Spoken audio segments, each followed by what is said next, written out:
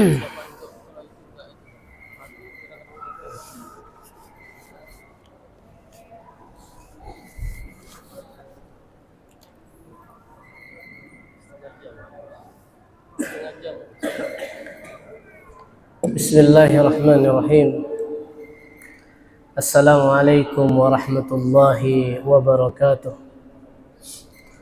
Alhamdulillahillazi bini'matihi tatimmus shalihat. Wassalatu wassalamu ala Rasulillah wa ala alihi wa sahbihi wa mawalah amma ba'd. Kaum muslimin dan kaum muslimat, a'azani Allah wa iyyakum jami'an. Alhamdulillah, kita bersyukur kepada Allah Azza wa Jalla yang tiada henti-hentinya memberikan kita banyak sekali kenikmatan. Allah kasih kita sehat, Allah kasih waktu luang buat kita. Kemudian Allah juga masih memberikan anugerah keimanan dan ketakwaan kepada kita. Semoga nikmat-nikmat yang Allah berikan kepada kita dapat kita maksimalkan untuk memperbanyak bekal kita untuk menuju akhir kelak.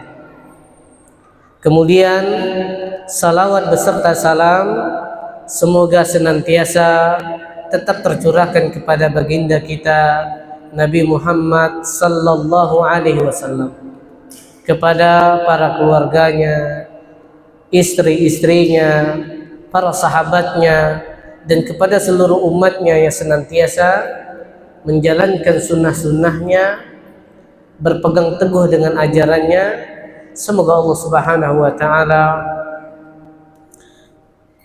mengizinkan kita untuk meminum air di telaga Nabi sallallahu alaihi wasallam pada hari kiamat kelak. Allahumma amin. Tapi para jemaah yang dirahmati oleh Allah Subhanahu wa ta'ala, yang perlu kita perhatikan sebagai seorang mukmin adalah selalu mengintrospeksi diri, selalu bercermin bagaimana keadaan iman kita, bagaimana ibadah kita, karena tidak ada satupun yang mengetahui bahwasanya kapan ia akan meninggal dunia. Kematian tidak menunggu kita siap atau tidak, kita sehat ataupun sakit, kematian akan datang kapan saja. Makanya kita juga harus mempersiapkan diri untuk menghadapi kematian. Karenanya tidak ada persiapan yang paling bermanfaat untuk kita kecuali kita berusaha memperbanyak ibadah kita, memperbanyak ketaatan kita, memperbanyak bekal kita untuk menuju Allah Subhanahu wa ta'ala. Di antaranya adalah menuntut ilmu agama merupakan ibadah yang agung di dalam Islam. Menuntut ilmu agama merupakan ibadah yang sangat agung di dalam Islam. Duduknya kita di dalam majelis ini akan mendapatkan pahala yang berlimpah kalau kita melandasi itu semua dengan keikhlasan dan kita niatkan untuk Allah Subhanahu wa ta'ala. Baik, jemaah yang dirahmati oleh Allah Subhanahu wa ta'ala, kita akan membahas bab 183, babul hassi ala suwarin wa ayatin makhsusatin, bab menganjurkan terhadap surah-surah tertentu atau ayat-ayat tertentu. Di dalam bab ini mu'allif rahimahullah, Al-Imam An-Nawawi banyak sekali menukilkan hadis-hadis. Di antaranya an Abi Sa'id Rafi'i ibn Mu'alla radhiyallahu ta'ala anhu qala li Rasulullah sallallahu alaihi wasallam ala u'allimuka a'zama suratin fil Qur'ani qabla an takhruja minal masjid fa akhadha bi yadi falamma aradna an nakhruja qultu ya Rasulullah innaka qulta law 'allimannaka a'zama suratin fil Qur'an qala alhamdulillahi rabbil alamin hiya sab'ul masani wal Qur'anul azim allazi utituhu rawal Bukhari. Hadis yang pertama dari Sa'id Rafi' ibn al-Mu'alla radhiyallahu ta'ala berkata, berkata kepadaku Rasulullah sallallahu alaihi wasallam, maukah aku ajarkan kepada engkau tentang surah yang paling agung di dalam Al-Quran sebelum engkau keluar daripada masjid ini? Maka Rasulullah memegang tanganku. Kata Sa'id, Rasulullah memegang tanganku, maka tatkala kami hendak keluar dari masjid, Sa'id kembali mengingatkan Rasulullah, wahai Rasulullah, bukankah engkau barusan mengatakan engkau akan mengajarkan kepadaku tentang surah yang paling agung di dalam Al-Quran? Kemudian Rasulullah mengatakan, alhamdulillahi rabbil alamin hiya sab'ul masani. Surah yang paling agung itu adalah alhamdulillahi rabbil alamin, yaitu Al-Fatihah. Surah Al-Fatihah. Juga namanya As-Sab'ul Masani, 7 ayat yang diulang-ulang. Wal Qur'anul Azimul ladzi utituhu, Quran yang azim yang diberikan kepadaku. Riwayat Bukhari. Baik. Secara umum Al-Quran itu memiliki keutamaan yang sangat luar biasa. Membaca satu huruf daripada Al-Quran akan mendapatkan 10 kebaikan, akan mendapatkan syafaat pada hari kiamat. Akan tetapi di sana ada ayat-ayat tertentu atau surah-surah tertentu yang memiliki keutamaan tertentu pula. Dan tentunya keutamaan ini datangnya dari Nabi Muhammad sallallahu alaihi wasallam. Di antaranya adalah suratul Fatihah. Surah Al-Fatihah memiliki keagungan tersendiri, memiliki keistimewaan tersendiri. Walihadza tusamma Ummul Quran. Karenanya surah Al-Fatihah itu di antara namanya adalah Ummul Al-Quran, induknya Al-Quran. Kenapa? Huwallazi yarji'u ilaihi syai'u. Karena segala perkara urusan yang ada di dalam Al-Quran itu kembalinya pada surah Al-Fatihah. Semua pembahasan yang ada di dalam Al-Quran itu nantinya kembali kepada surah Al-Fatihah. Fasuratul Fatihati tarji'u ilaiha ma'anil Quran. Dan surah Al-Fatihah ini seluruh makna-makna Al-Quran akan kembali kepadanya. Lidzalika aujaballahu qira'ataha fi kulli rak'atin minas shalawat. Karenanya Allah mewajibkan kita untuk membaca surah Al-Fatihah ini pada setiap rakaat. Kata Nabi Muhammad sallallahu alaihi wasallam, la salata liman lam yaqra bi ummil Quran aw bi Fatihatil Kitab. Tidak sah salat seseorang tanpa membaca Al-Fatihah. Wa hadhihi suratu laha khasaisun minha. Dan surah Al-Fatihah ini memiliki kekhususan-kekhususan yang tidak dimiliki surah-surah yang lainnya. Di antaranya yang ini perlu kita dengar, kita catat ini. Annal insana idza qara'aha 'ala maghidin fa innahu yashfa bi iznillah. Di antara kekhususan surah Al-Fatihah adalah jika dibacakan kepada orang yang sakit, maka dia bisa menyembuhkan dengan izin Allah. Lakin bisyartin, akan tapi dengan syarat ayyaqra'aha bi imanin mu'minin, yakni yaqra'uha wa huwa mu'minun annaha ruqyatun nafi'atun. Dengan syarat kita membacanya itu penuh dengan keimanan, ya, dengan keimanan seorang mukmin, yaitu membacanya mengimani bahwasanya surah Al-Fatihah adalah ruqyah yang bermanfaat. Jadi kalau kita mau meruqyah, salah satu surah pilihan adalah surah Al-Fatihah. Kita baca dulu surah Al-Fatihah. Wa syarti tsani, syarat yang kedua, ayaqra'aha 'ala maghidil mu'minin aidha, dibacakan kepada orang mukmin, orang yang sakit dan beriman juga, Islam maksudnya. musaddiqun bi annaha ruqyatun wa nafi'atun. Dan orang yang sakit ini yang kita bacakan ini, dia juga harus mengimani dan meyakini bahwasanya surah Al-Fatihah ini di antara ayat-ayat ruqyah yang bermanfaat untuk orang yang sakit. Berarti ada dua arah di sini. Orang yang membacanya ini harus yakin betul surah Al-Fatihah ini adalah ayat-ayat ruqyah yang bisa menyembuhkan orang yang sakit. Kita harus yakin. Jangan ragu-ragu, sembuh enggak ya? Kalau kita baca, jangan ragu, baca. Kemudian orang yang sakit ini juga meyakini hal yang sama, bahwasanya surah Al-Fatihah bisa menyembuhkan penyakit dia. Dengan izin Allah Subhanahu wa taala bisa menyembuhkan. Kemudian bukan hanya sekedar teori. Di zaman Nabi Muhammad SAW pernah terjadi hal yang sama, hal yang ada orang sakit kemudian dibaca ke surah Al-Fatihah kemudian sembuh. Dan di zaman sekarang ada ustadz yang mempraktekannya sembuh, alhamdulillah, biiznillah. Tapi kita baca. Pernah Nabi SAW mengutus sebuah pasukan. Fanazalu ala qaumi, kemudian singgah di suatu tempat, di suatu daerah. Berharap kalau singgah suatu tempat ini dapat jamuan, ya dapat tempat nginap atau dikasih makan.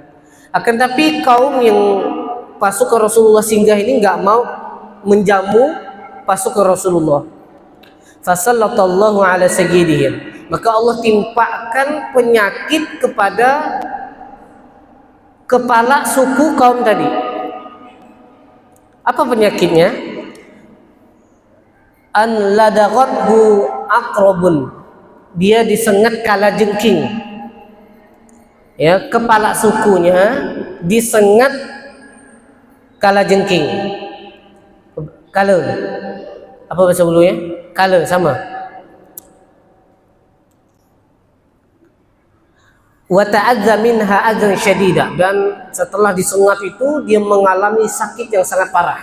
Mungkin ya sakit yang sangat parah. Faqala ba'duhum, kemudian orang-orang yang satu kampung tadi ini, yang tuannya sakit tadi ini, idzahabu ila hadzal ruhti la'alla fihim qari'an yaqra'u. Coba kau pergi ke pasukan Rasulullah tadi, mungkin ada di antara mereka yang bisa meruqyah. Faja'u ila sariyah, kemudian ya utus ini datang kepada pasukan Rasulullah. Wa qalu, dan mereka mengatakan, inna sayyidahum ladaghathu aqrab, kepala suku mereka disengat kalajengking. Fahal minkum ahadun yaqra, maka adakah salah seorang di antara kalian yang bisa meruqyah?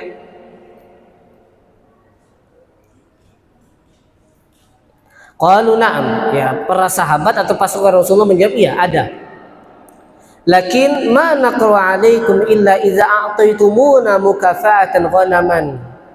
Tapi ya dengan syarat, kalau kami yang meruqyah, antum kasih kambing sama kami sebagai gantinya, sebagai upahnya. Faqalu nu'tikum, iya kami akan kasih kambing itu.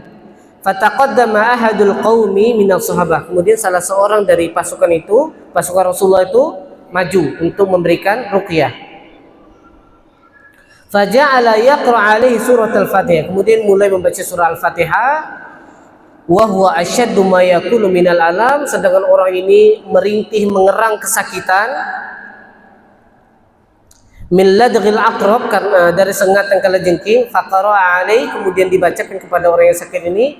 Faqama ar-rajulu alladhi ka'annama nashaqa min uqal. Kemudian orang yang disengat tadi ini setelah diruqyah baca surah Al-Fatihah ini, dia berdiri seolah-olah seperti orang yang lepas daripada ikatannya. Ka'annahu ba'irun fuka uqaluhu, seperti unta yang lepas dari ikatannya. Antum tahu binatang kalau dilepas langsung berdiri, ya. Inilah perumpamaannya orang yang tadi yang kesakitan kena sengat kalajengking tadi langsung berdiri. Laisa fihi ba'sun, tidak ada lagi sakitnya, ya, langsung sembuh. Dan ini kita katakan Rasulullah tidak hanya memberikan teori bahwasanya surah Al-Fatihah itu bisa menyembuhkan orang yang sakit. Tidak, tetapi dipraktekkan di zaman Nabi Muhammad SAW juga demikian. Ada orang yang tersengat kalajengking, dibacakan surah Al-Fatihah hingga dia yakin, maka surah Al-Fatihah itu menyembuhkan racun kalajengking tersebut. Dan ini pernah dipraktikkan ustaz-ustaz zaman sekarang. Ada santrinya tersengat kalajengking, kemudian dibacakan surah Al-Fatihah, kemudian dia jalan seperti biasa. Nah, ini mungkin ilmu buat antum. Kalau disengat kalajengking, biru segala macam, yakin baca aja surah Al-Fatihah. Yakinlah surah tersebut mampu menyembuhkan. Tapi jamaah, kadang-kala kita yang bacanya juga nggak yakin surah itu bisa menyembuhkan. Atau orang yang diruqyah ini nggak yakin surah Al-Fatihah itu bisa menyembuhkan. Akibatnya tidak ada manfaatnya. Harus kedua belah pihak ini harus meyakini bahwasanya surah Al-Fatihah itu bermanfaat bagi orang yang sakit. Fa'atuhum al-ghanam, maka kaum tadi itu memberinya kambing karena telah menyembuhkan tuannya. Maka sahabat yang ada di pasukan Rasulullah itu mengatakan, nakhsha an takunal ghanamu haraman. Kita takut kalau kambing ini haram hukumnya. La na'kulu minha hatta nasila ila Nabi sallallahu alaihi wasallam. Kami tidak makan sampai kambing ini sampai kepada Nabi Muhammad sallallahu alaihi wasallam. Falamma wasal Madinah wa akhbaru Nabi sallallahu alaihi wasallam, maka tatkala mereka sampai di kota Madinah, mereka mengabarkan bahwasanya mereka begini, kemudian mendapatkan kambing. Qala lahum, kemudian Rasulullah berkata kepada mereka, khuzuha wadribu lima'akum bisahmin. Ambil kambing yang dikasihkan kepada kalian tadi dan berikan untukku bagian daripada kambing tersebut. Hadis ini diriwayatkan Imam Bukhari dan Imam Muslim. Kenapa Rasulullah mengatakan sisakan bagian dari kambing itu untukku? Tujuannya qala zalika tatyiban liqulubihim, untuk menenangkan hati para sahabat, halal atau enggak nih, atau haram ini. Ya.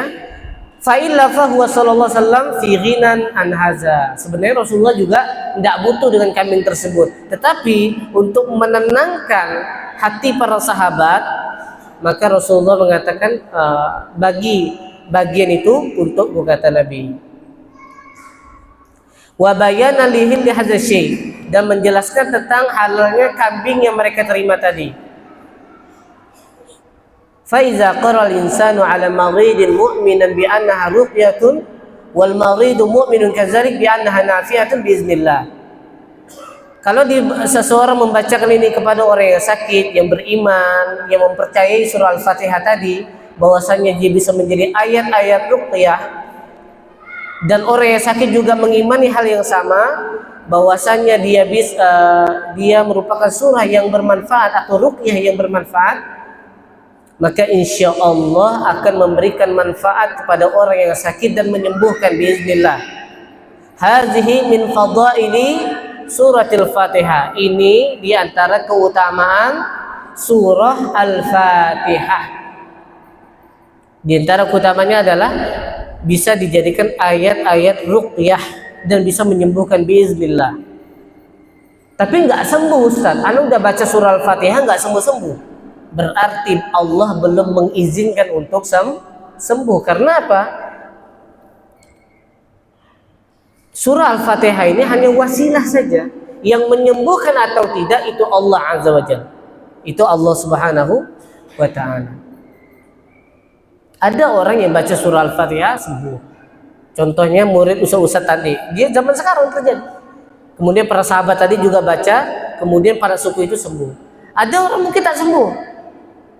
Ya, itu semuanya kembali kepada Allah Subhanahu wa Ta'ala, apakah Allah mau menyembuhkan atau tidak. Paling tidak kita mengetahui surah Al-Fatihah ini bermanfaat untuk orang yang sakit.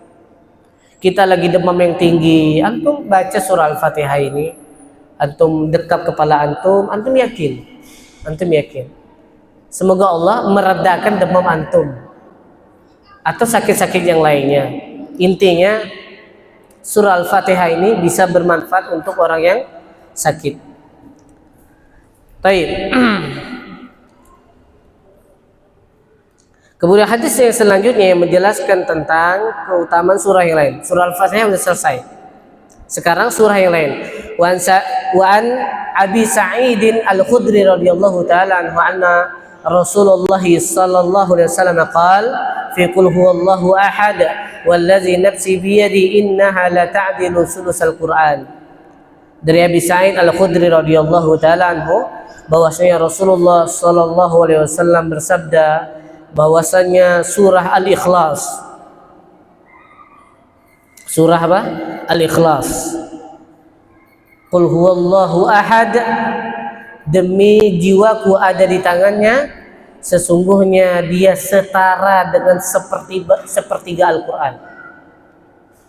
Jadi surah Al-Ikhlas itu setara dengan sepertiga Al-Quran. Berapa sepertiga Al-Quran? Berapa jamaah? 10 juz.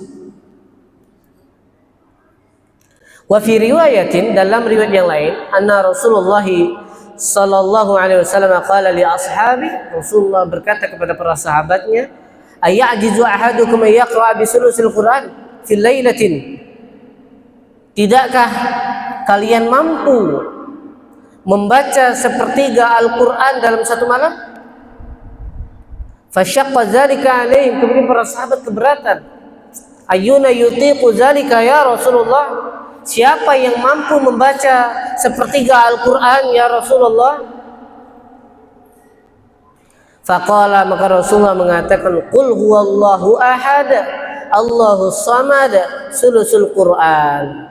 Maka Rasulullah mengatakan cukup baca qul huwallahu ahad Allahus samad lam yalid wa lam yulad wa lam yakul lahu kufuwan ahad, dia setara dengan sepertiga Al-Quran. Dari Sa'id Al-Khudri radhiyallahu taala anhu anna rajulan sami'a rajulan yaqra qul huwallahu ahad yuraddiduha. Diceritakan dari Abi Sa'id Al-Khudri radhiyallahu taala anhu bahwasanya ada seseorang mendengar seseorang membaca surah Al-Fatihah, membaca surah Al-Ikhlas dan mengulang-ulangnya. Mengulang-ulang membaca surah Al-Ikhlas. Falamma asbah, maka tatkala di pagi hari, jaa ila Rasulillah sallallahu alaihi wasallam, datang kepada Rasulullah sallallahu alaihi wasallam, fazakara zalika lahu, menceritakan apa yang dia dengar tadi malam. Faka'anna ar-rajula yataqalluha, seolah-olah orang yang mau bercerita kepada Rasulullah menganggap remeh, menganggap kecil. Surah Al-Ikhlas kok diulang-ulang. Kalau bahasa kita, anak kecil aja mampu kok ulangnya. Surah yang pendek, anak kecil aja mampu. Faqala Rasulullah sallallahu alaihi wasallam, maka Rasulullah berkata mendengar cerita orang tadi, wallazi nafsi biyadihi, demi jiwaku yang ada di tangannya, innaha la ta'dilu sulusal Quran, sesungguhnya surah Al-Ikhlas itu setara dengan sepertiga Al-Quran. Ini diantara surah-surah yang memiliki keutamaan khusus di dalam Al-Quran. Yang pertama tadi surah Al-Fatihah, yang kedua surah Al-Ikhlas. Apa keutamaannya jemaah? Dia setara dengan sepertiga Al-Quran. Cuman kita harus baca syarahnya agar kita tidak salah paham. Apa yang dimaksud dengan setara dengan sepertiga Al-Quran?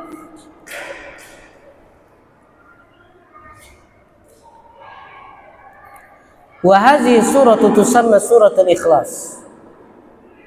Qul huwallahu ahad itu diberi nama surah Al-Ikhlas, surah pemurnian artinya. Lianna Allah subhanahu wa ta'ala akhlasaha li nafsiha falam yazkur fiha syai'an illa min asma'illahi wa sifatihi.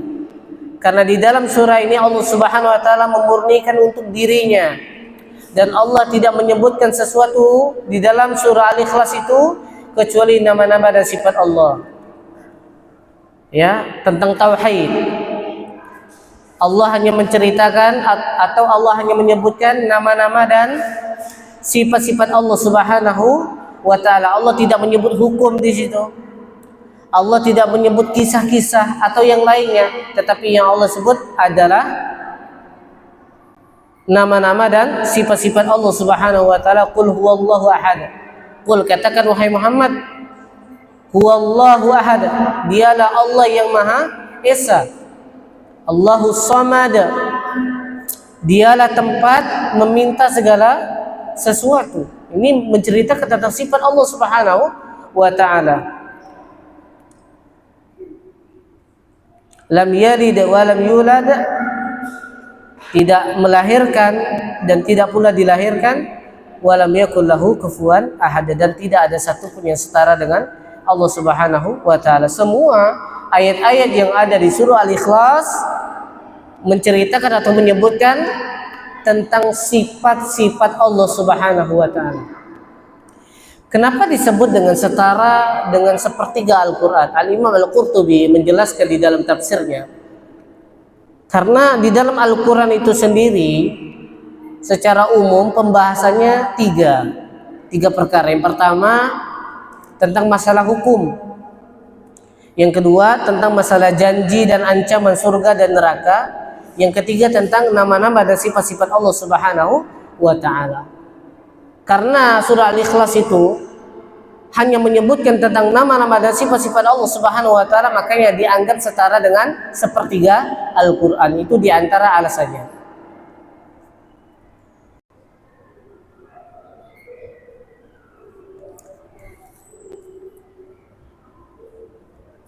Wa aidan man qara'aha mu'minan biha mu'taqidan lima dallat alaihi fa innahu mukhlisun lillah salimun minasyirki. Antum dengarkan nih jemaah. Kata Syekh rahimahullah, barang siapa yang membacanya mukminan, beriman, biha, dengan makna-makna yang terkandung dalam surah Al-Ikhlas, mu'taqidan, dan meyakini akan kebenarannya, lima dallat alaihi, yang ditunjukkan dalam surah tersebut, fa innahu mukhlisun, dan maka dia termasuk orang yang ikhlas lillah karena Allah, salimun minasyirki, maka dia akan selamat dari kesyirikan.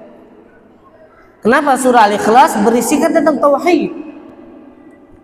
Berisikan tentang apa? Tentang tauhid. Allahus samad, qul huwallahu ahad. Allah itu maha satu, nggak ada duanya, nggak ada anaknya, nggak ada tandingannya. Ya, kalau benar-benar kita membacanya dan mengamalkan isi kandungannya, maka kita insya Allah akan selamat dari kesyirikan. Kemudian diantara sebab turunnya surah Al-Ikhlas adalah yuqalu innal musyrikina sa'alun nabiyya sallallahu alaihi wasallam qalu insib lana rabbak. Orang-orang musyrikin bertanya kepada Nabi Muhammad sallallahu alaihi wasallam, sebutkan nasab Tuhanmu. Ini orang musyrikin tanya, sebutkan nasab Tuhan. Maksudnya dia anak siapa, keturunan siapa? Ibnu man, ibn bin siapa dia? Atau mereka juga bertanya, min ayyi syai'in huwa, amin zahabin aw fiddatin aw ma asbahu zalik. Tuhanmu itu terbuat dari apa? Dari emas, dari perak, atau yang selainnya? Fa'anzalallahu hazihi surata, makanya Allah menurunkan surah Al-Ikhlas ini. Qul, katakan wahai Muhammad kepada orang musyrikin, huwallahu ahad, dialah Allah yang maha esa. Yani wahidun munfaridun an kulli makhluqatihi, dia adalah maha esa terpisah dari seluruh makhluk-makhluknya. La yushbihu syai'un min makhluqatihi, tidak ada sesuatu pun yang serupa dengan Allah. Jadi ketika orang musyrik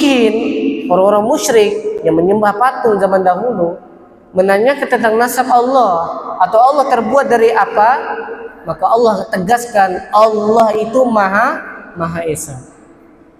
Allah menurunkan surah Al-Ikhlas lengkap.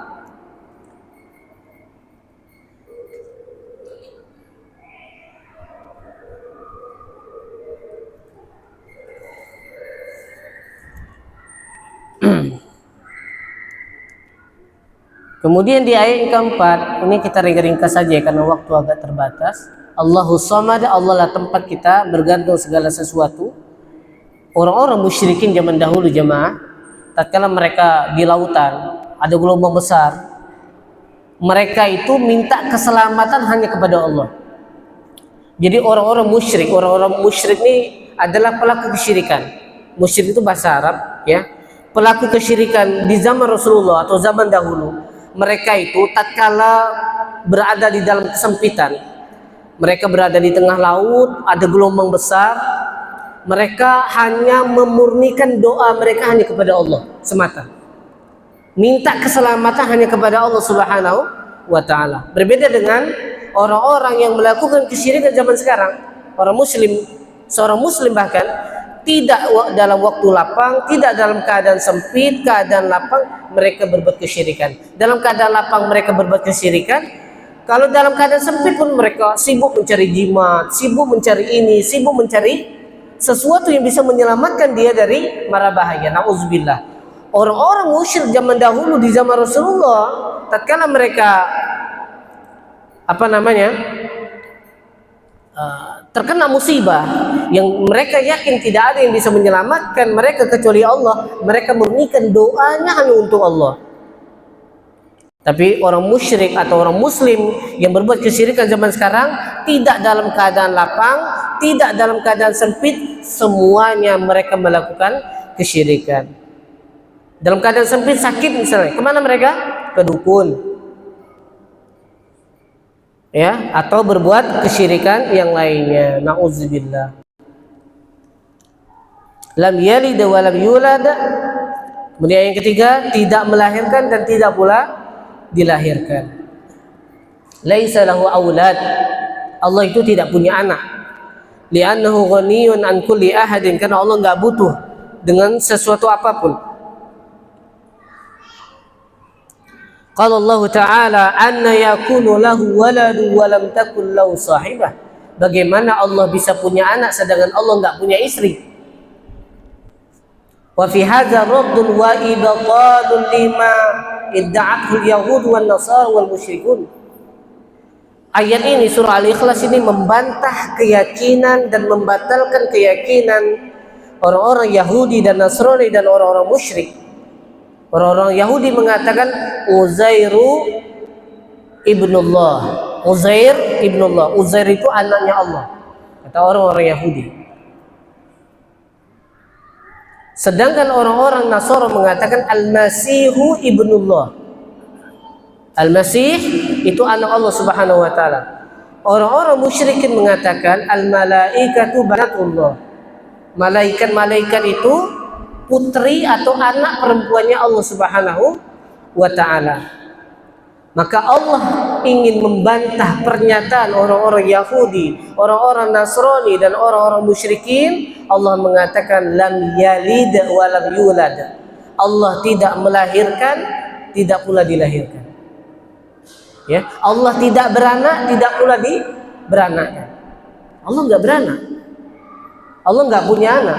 Allah enggak butuh dengan siapapun.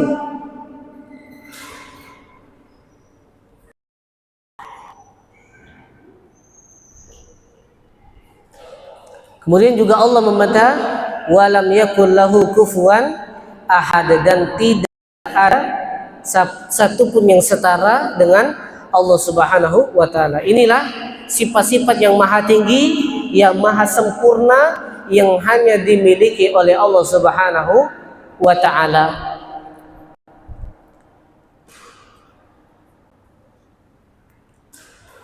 Kemudian yang dimaksud dengan sepertiga Al-Quran, yakni ajruha ka ajri sulusil Quran. Yang dimaksud setara dengan sepertiga Al-Quran adalah pahalanya. Antum membaca surah Al-Ikhlas satu kali, itu dari segi pahala sama dengan kayak kita membaca sepertiga Al-Quran. Akan tetapi bukan berarti dalam segi kecukupan.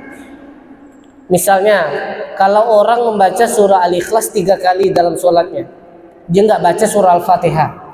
Kenapa? Kalau baca 3 kali berarti sama dengan membaca 30 juz. Iya atau tidak? Surah Al-Fatihah masuk nggak dalam 30 juz? Masuk. Orang membaca surah Al-Ikhlas 3 kali, dia tidak membaca surah Al-Fatihah, maka sholatnya tidak sah. Karena maksud dari setara dengan seperti Al-Quran, setara pahalanya. Pahalanya saja. bukan dari segi kecukupan. Ya, bukan dari segi kecukupan. Ini harus kita pahami. Kadang-kadang orang nggak mau baca Al-Quran atau mengkhatamkan Al-Quran. Kenapa? Karena surah Al-Ikhlas satu kali baca setara dengan sepertiga Al-Quran. Ngapain anda baca dari awal sampai akhir? Capek? Enggak demikian cara berpikirnya, cara memahaminya. Ini maksudnya pahalanya. Ya, ini maksudnya pahalanya. Kalau dari segi kecukupan, maka bacalah secara keseluruhan. Ini hanya menunjukkan betapa surah Al-Ikhlas itu walaupun pendek, tetapi memiliki keutamaan dari segi pahalanya besar. Itulah rahmatnya Allah Subhanahu wa taala, kasih sayang Allah Subhanahu wa taala. Kita beribadah sebentar, Allah kasih pahala yang banyak, gitu loh maksudnya.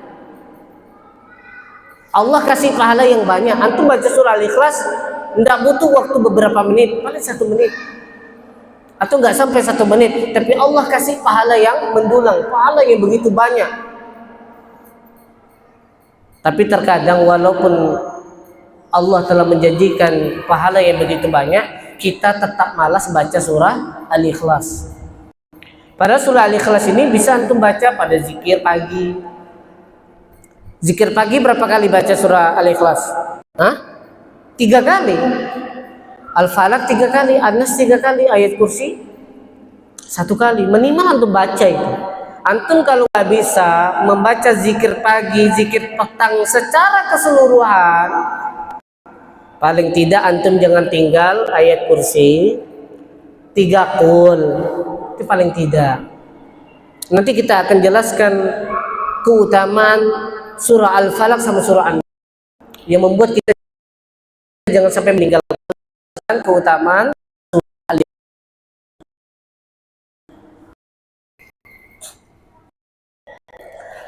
Kemudian contoh nih, di dalam hadis disebut la ilaha illallah wahdahu la syarikalah wa lahul hamdu wa huwa ala kulli syai'in qadir 10 marrat kana kaman a'taqa 4 anfusin min waladi Ismail, dalam hadis Bukhari. Kata Rasulullah SAW, jika seseorang membaca la ilaha illallah wahdahu la syarikalah lahul mulku wa lahul hamdu wa huwa ala kulli syai'in qadir 10 kali, itu seperti dia memerdekakan 4 jiwa atau 4 orang dari keturunan Ismail. Itu dari segi pahala. Tapi apakah kalau seseorang misalnya dia bernazar untuk memerdekakan budak, ya, dia memerdekakan budak, apakah cukup membaca la ilaha illallah atau harus memerdekakan budak? Harus memerdekakan budak, karena ini yang dimaksud hanya pahalanya saja, tapi dari segi kecukupan untuk melepaskan kewajiban belum. Harus memerdekakan budaknya. Maka jangan salah paham, surah Al-Ikhlas itu setara dengan sepertiga Al-Quran, itu pahalanya, bukan kecukupannya. Ada imam baca surah Al-Ikhlas 3 kali, tidak baca Al-Fatihah, maka tidak sah sholatnya. Kenapa? Karena belum cukup untuk menutupi kewajibannya sholat. Bisa dipahami ini? Jadi kita jangan sampai salah paham. Ingat, Allah membuat keutamaan khusus pada surah Al-Ikhlas. Walaupun pendek, pahalanya begini, pahalanya besar, pahalanya sangat agung. Begitu maksud yang disebutkan di dalam hadis ini.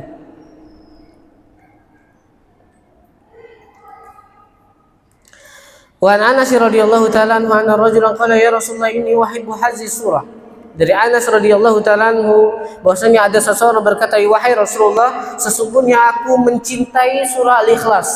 Aku menyukai membaca surah Al-Ikhlas. Qala, maka Rasulullah mengatakan, inna hubbaha adakhalakal jannah. Sesungguhnya cintamu pada surah Al-Ikhlas akan memasukkan engkau ke dalam surga. Kok bisa Ustaz? Gampang benar masuk surga. Tinggal mencintai surah Al-Ikhlas masuk surga. Maksudnya mencintai kandungan daripada surah Al-Ikhlas itu, yaitu tauhid.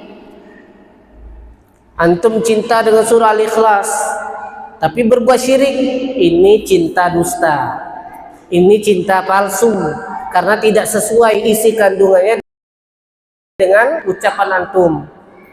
Mencintai surah Al-Ikhlas karena kandungannya, karena maknanya yang sangat dalam, yang menceritakan tentang nama-nama dan sifat Allah, menceritakan tentang tauhid.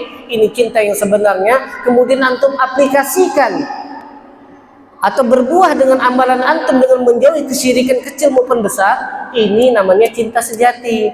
Ini yang namanya amalan. Amalan inilah yang akan memasukkan kita ke dalam surga. Ya. Karena Rasulullah tahu kalau sahabat mencintai surah Al-Ikhlas bukan semata-mata karena dia pendek, cepat selesai sholat, bukan itu.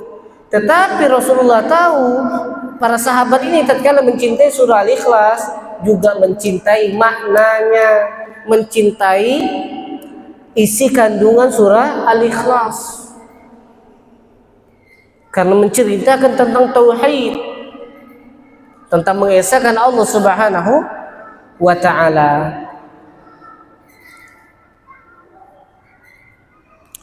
Karenanya jemaah, surah Al-Ikhlas, pertama tadi surah Al-Fatihah, kemudian surah Al-Ikhlas, usahakan kita baca. Usahakan kita baca. Banyak sebenarnya zikir-zikir yang harus kita baca, tetapi paling tidak pada zikir pagi antum duduk dulu. Setelah tasbih, takbir, tahmid antum baca 33 kali. Kemudian antum baca kursi, baca 3 qul ini antum duduk.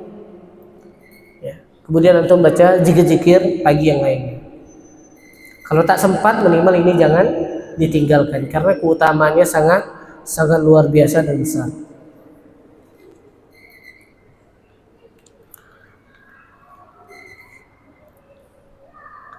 Kemudian Anin Nabi sallallahu alaihi wasallam man qara'a bil ayataini min akhir suratil Baqarah fi lailatin lakafatahu muttafaqun alaih.